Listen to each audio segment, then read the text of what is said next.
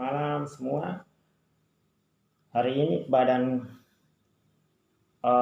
Kesehatan Dunia telah menetapkan virus corona sebagai pandemi global. Kita tahu bahwa dalam bahasa Yunani kata pan itu artinya semua, dan kata demi itu dari kata demos yang artinya orang atau manusia. Jadi virus ini telah menyerang manusia atau orang di berbagai belahan bumi, berbagai belahan dunia, dan berbagai belahan negara-negara. Ada 119 negara yang virus ini telah menyerang rakyat atau orang-orang tersebut. Dan kita tahu bahwa pandemi global ini WHO mengharapkan supaya negara-negara ataupun dunia mulai memerangi virus ini secara global juga secara bersama-sama. Hari ini saya mau bicara tentang jangan takut. Kenapa? Karena dengan adanya pandemi global ini, dengan virus corona ini, banyak orang mulai takut.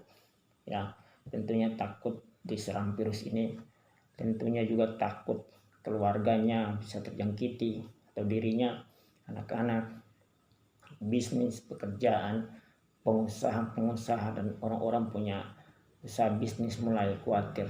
Dan berbagai negara dilanda ini merupakan yang global, jadi banyak orang yang panik, yang takut.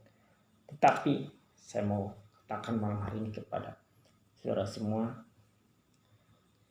bagi anak-anak Tuhan kita tidak perlu takut.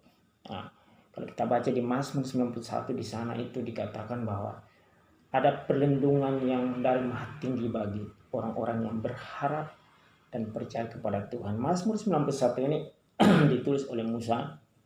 Kalau kita baca Mazmur pasal 90 sampai 106, itu Musa yang tulis. Di sana dikatakan doa abdi Allah, yaitu Musa. Jadi ini merupakan doa daripada Musa, dan latar belakangnya itu, historinya, sejarahnya itu, doa ini merupakan doa dia yang dia catat, yang dia tulis karena dia mengalami bagaimana Tuhan benar-benar nyata bertindak melindungi mereka pada saat mereka keluar dari Mesir, kemudian menyeberang Laut Teberau sampai kepada masuk melewati padang gurun selama 40 tahun. Di sana Allah yang mereka sembah, Allah yang menampakkan diri kepada Musa di semak belukar dengan semak yang terbakar, ya, api, tetapi semak itu tidak terbakar sebenarnya. Di Musa Tuhan mulai menampakkan dirinya sebagai Allah Yahweh yang luar biasa untuk membebaskan bangsa Israel. Jadi Musa melihat pertolongan Tuhan, dan Musa setelah mengenal Tuhan dengan baik, mengenal Tuhan secara pribadi. Jadi apa yang diajarkan di kitab Mazmur 91 ini sungguh dahsyat sebenarnya. Jadi kalau kita baca ini pasal 1 sampai pasal yang ke-16, itu luar biasa sekali.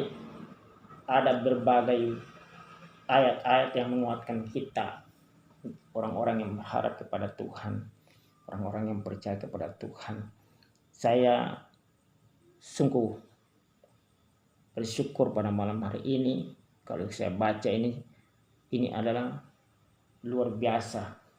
Ya, ayat firman Tuhan ini mengatakan bahwa, kalau saya baca ayat 2, akan berkata kepada Tuhan, tempat perlindunganku dan kubu pertahananku, Allahku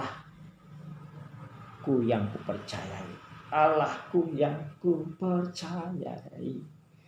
Jadi Musa dia mengatakan bahwa Tuhan Allah yang dia percayai, yang telah mengeluarkan mereka, membebaskan mereka, memerdekakan mereka dari perbudakan di tanah Mesir, itu adalah tempat perlindungan yang paling aman, yang paling luar biasa untuk orang-orang Israel. Hal demikian juga bagi kita sekarang. Tuhan Allah yang kita percaya di dalam Yesus Kristus adalah tempat perlindungan kita. Kalau kita kenal Tuhan yang kita sembah dengan benar, secara pribadi, secara intim, kita tidak bisa takut. Kenapa? Karena Tuhan yang kita sembah telah berkorban buat kita, memberikan dirinya dan menyelamatkan kita. Apalagi Tuhan yang sama itu juga yang akan menjaga, mengawali, memproteksi, membentengi hidup kita dari virus corona, dari corona ini. Jadi jangan takut di sini. Kalau orang yang khawatir, kalau orang yang takut adalah karena mereka tidak mempercayai Tuhan yang mereka sembah. Harus tahu dong Tuhan yang mereka sembah itu siapa. Ya, Tuhan yang mereka sembah itu Allah yang hidup, yang telah bertanggung jawab akan berkorban 2000 tahun yang lalu di atas kayu salib, menyelamatkan kehidupan kita. Jadi kita nggak usah takut. Kalau kita yakin dan percaya Tuhan dengan iman kita, maka Tuhanlah kota benteng dan perlindungan kita. Bahkan dikatakan ayat yang ketiga, ayat yang keempat, ayat yang kelima, enam, tujuh, ya sampai ayat yang ke-8 itu dikatakan luar biasa Tuhan akan melindungi bahkan terhadap berbagai macam penyakit, terhadap berbagai macam masalah, berbagai apapun katakan di situ, bahwa ada orang yang memang mungkin mengalami itu, tetapi kita hanya melihat dan menonton saja. Artinya ada satu proteksi perlindungan Tuhan yang luar biasa bagi kita. Jadi kita tidak usah takut. Nah, ini juga yang saya mau sampaikan di ayatnya yang ke-9. Sebab Tuhan ialah tempat perlindunganmu, yang maha tinggi telah kau buat tempat perteduhanmu. Jadi Tuhan yang kita percayai itu adalah Tuhan yang melindungi kita. Dia adalah tempat perlindungan kita, dan Tuhan yang dikatakan Allah yang maha tinggi itu adalah Tuhan yang menjadi tempat perteduhan kita. Seperti kota benteng, seperti benteng yang kokoh, yang kuat, ada serangan apapun, kota benteng itu melindungi kita daripada serangan musuh. Demikian juga kalau kita yakin Tuhan yang kita sembah, kita percaya, maka Tuhan itu yang menjadi sumber perlindungan kita. Tuhan itu yang menjadi sumber perteduhan kita. Kita tidak usah takut terhadap kegemparan apapun, terhadap virus, terhadap penyakit sampar, kepada penyakit demam berdarah, kepada penyakit TBC, penyakit apa saja. Kita tidak usah takut. Kenapa? Lebih daripada itu, kita lebih daripada pemenang. Kenapa? Karena Yesus telah menanggung semua sakit penyakit 2000 tahun yang lalu di atas kayu salib. Dan bilur-bilurnya, darahnya menyembuhkan kita, membenarkan kita. Penyakit kita yang dia tanggung. Kata Nabi Yesaya, dia datang untuk menyambung segala kutuk bahkan penyakit kita, supaya kita menjadi orang yang terbebas, merdeka, dan memiliki kesempatan untuk berbuat baik dan melayani Tuhan. Dan ini juga saya akan bacakan ya di ayat yang ke-14. Sungguh hatinya melekat kepadaku, maka aku akan meluputkannya. Aku akan membentenginya, sebab ia mengenal namaku. Tadi dikatakan orang yang mempercayai Allah yang kupercayai. Dia mengetahui dan mengenal, ada hubungan pribadi, hubungan intim, mengalami Tuhan. Dia mempercayai Allahnya dengan imannya. Dan ini di sini dikatakan juga ayat 14, sungguh hatinya melekat kepadaku, maka aku akan meluputkannya, aku akan membentenginya, sebab ia mengenal namaku. Jadi mengenal di sini pengertiannya dalam bukan sekedar mengenal saja, tetapi mengenal dalam konteks mengalami benar-benar tahu tentang siapa Tuhan yang dipercayai. Ya, Rasul Paulus pernah berkata begini, yang kukehendaki ialah mengenal Yesus Kristus dan kuasa kebangkitannya. Jadi dia menganggap semua yang dipunya, dimiliki itu sampai untuk pengenalan akan Kristus Yesus. Artinya Yesus benar-benar tinggal di dalam dirinya, dan dia ada di dalam Tuhan Yesus Kristus. Jadi pengenalan Kristus itu jauh lebih tinggi daripada segalanya. Jadi mengenal berarti mengalami Tuhan di dalam kehidupan kita, dengan seluruh rangkaian pengalaman kehidupan kita, dengan seluruh ibadah kita, dengan seluruh pelayanan kita, dengan seluruh totalitas kehidupan kita. Kita mengenal Dia secara pribadi, bukan hanya dari kata orang, tetapi kita mengenal Dia secara intim, secara akrab, secara pribadi. Siapa Tuhan yang kita percaya, siapa Tuhan yang kita sembah, siapa Allah yang telah menyelamatkan kehidupan kita. Sama seperti orang Israel, sama seperti Musa, mereka mengenal Allah yang hidup yang mereka sembah, yang telah meluputkan mereka dari tangan jahatnya Firaun, kuasanya Firaun. Bahkan sampai di padang gurun pun mereka diberikan makan, mereka diberikan minum, mereka punya pakaian tidak rusak, tas mereka tidak rusak. Mereka pada malam hari ada tiang api yang menuntun mereka. Di kegelapan malam ada terang yang datang yang melambangkan Kristus, dan juga pada siang hari ada awan menandakan hadirat Allah yang menyertai mereka terus. Kalau kita melekat, membangun hubungan intim dengan Tuhan, tinggal di dalam Kristus terus, maka hadirat Tuhan terus ada di dalam kehidupan kita, dan tidak pernah Tuhan meninggalkan kehidupan kita. Jadi malam hari ini renungan saya yang singkat ini, bahkan dikatakan ya, ayat 16, dengan panjang umur akan kukenyangkan dia dan akan kuperlihatkan kepadanya keselamatan daripada.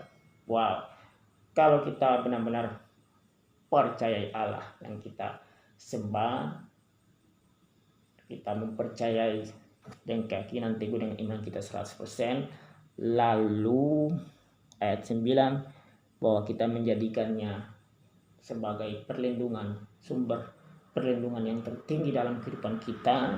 Itu yang kedua, dan sumber perteduhan kita. Lalu yang ketiga, kita melekat, kita tinggal di dalam Dia, kita mengasihi Dia karena Dia lebih dahulu mengasihi kita. Kita bangun hubungan intim ya.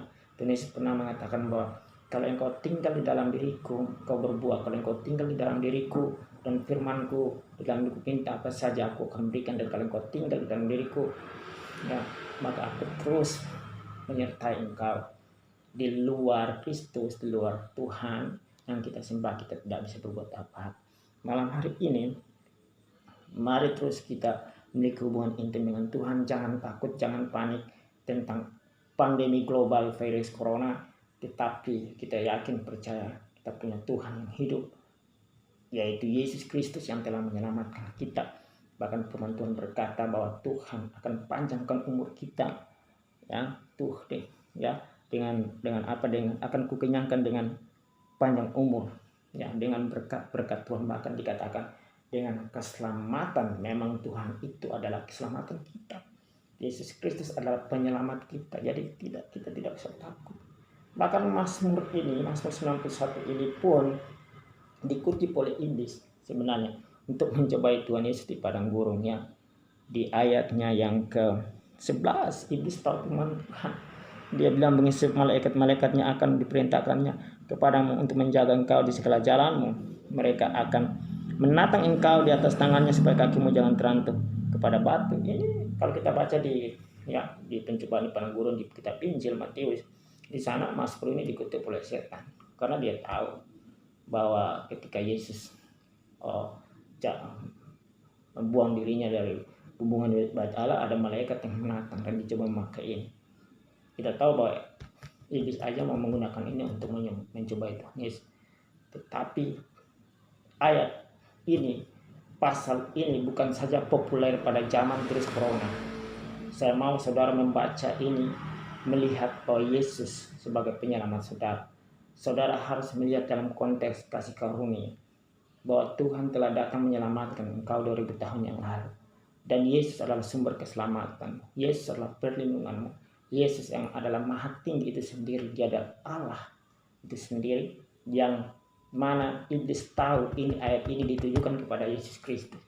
Jadi kalau kita hubungkan dengan virus corona, saya bilang maaf, itu di luar konteks.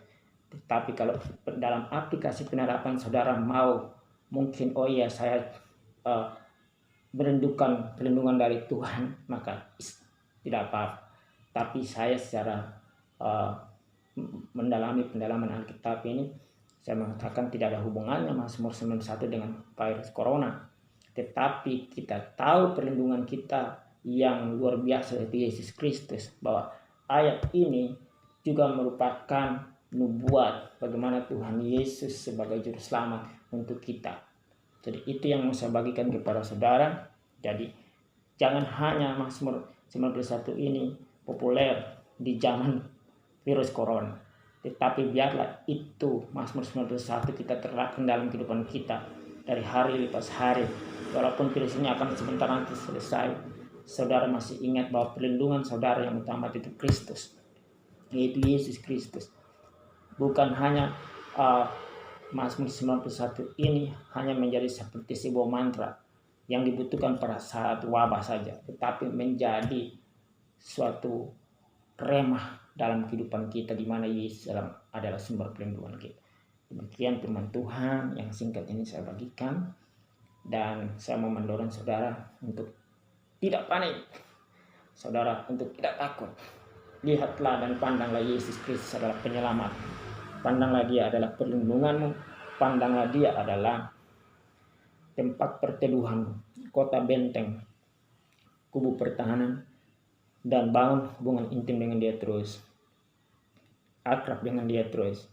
Yakinlah bahwa engkau dilindungi 1 kali 24 jam, 365 hari, 1 tahun 12 bulan, setiap menit, setiap detik. Tuhan Yesus mengasihimu. Dia adalah kasih itu sendiri yang telah mengasihi kita, walaupun pada saat itu kita dalam dosa. Tuhan mengasihi kita semua.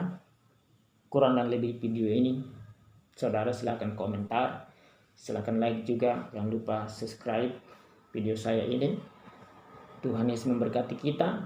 Salam, selamat malam, selamat beristirahat. Amin.